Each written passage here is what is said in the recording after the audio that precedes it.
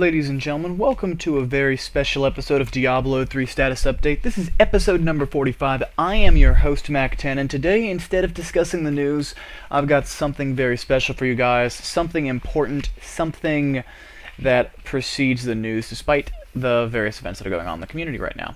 And these are the 5 great myths of Diablo 3. The first great myth of Diablo 3 is that there is no replayability. So what do I mean by there is no replayability? Well, I'm sort of wondering this myself. A lot of people are saying that the game is incredibly boring to play through again and again and again, to do the farming that you need to do, to level your character.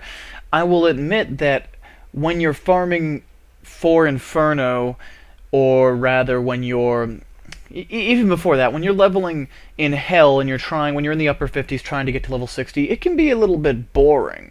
But I wouldn't go as far as to say there's no replayability. In fact, I would say that you don't even have the right to say that unless you have a level 60 character of each class. Because when I play through normal for the first time on a new class, and this is my monk, which is level 35 now. I also have a level 60 witch doctor.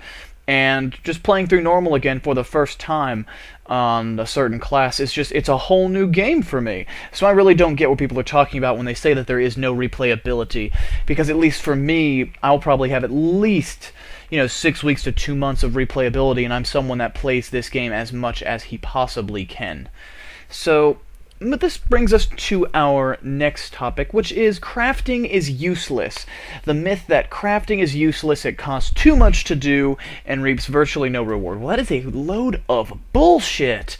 Oh my god, everybody's talking about how it's a useless skill, it's not worth the money to spend on, it's a total lie. I've made every bit of gold I have, other than the first 100,000 or 200,000 crafting. I'll literally make dozens of items, put them on the auction house, and I'm at about 8 million gold right now. I've spent on my witch doctor probably about 4 million gold total.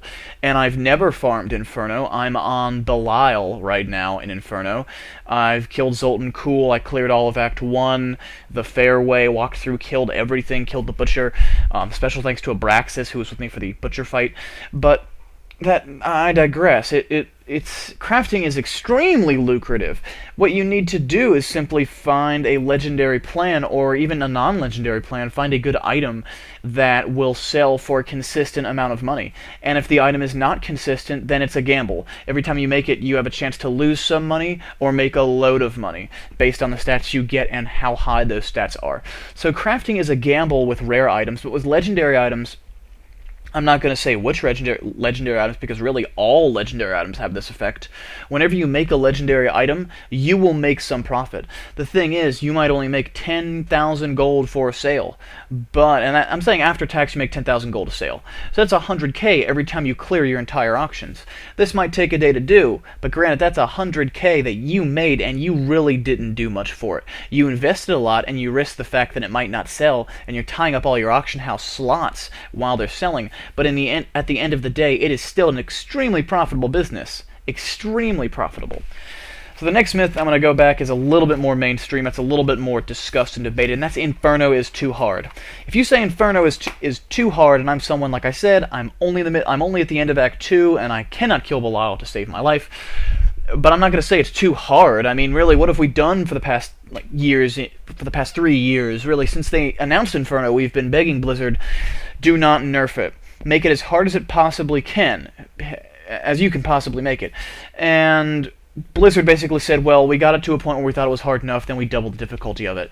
And we still have people that have already killed Diablo on Inferno.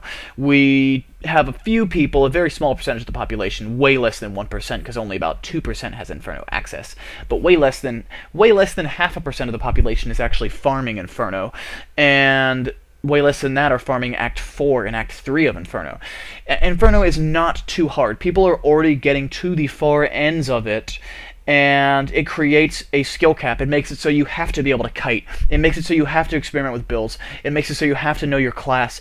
It makes it so you can't A-move, and it rewards players that invest time into the game, and that invest the time and the skills and the gold into making a character and learning how to use that character to farm the second half of Inferno.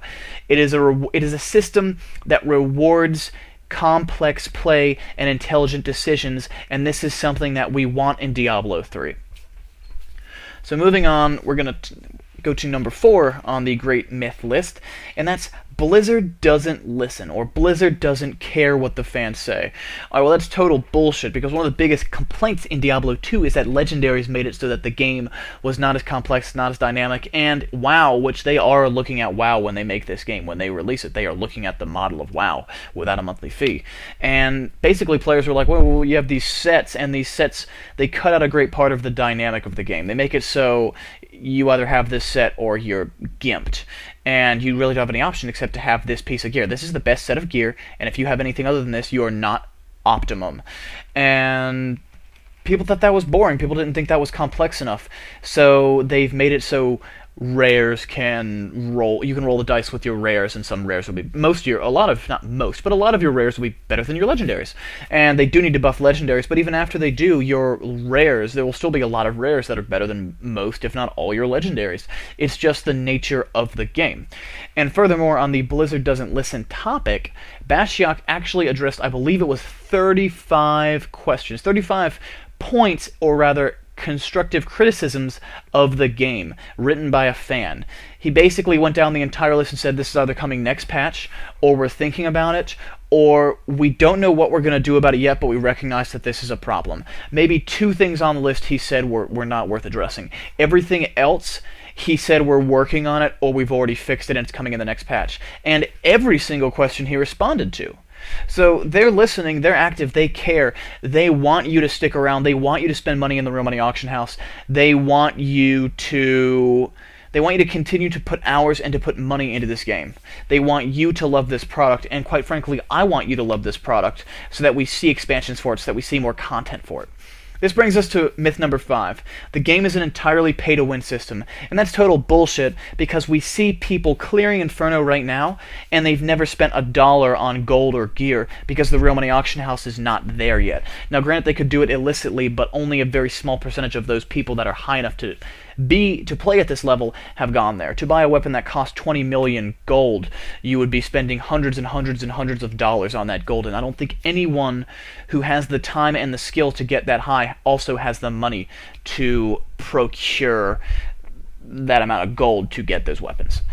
So, in short, those are your 5 great Diablo myths. I am Mac10. Thank you for watching. I will be coming up with an episode of Evil Money a week from tomorrow, or whichever Saturday is the last Saturday before the Real Money Auction House is released. Thanks again for watching, and I'll catch you next time. Bye-bye.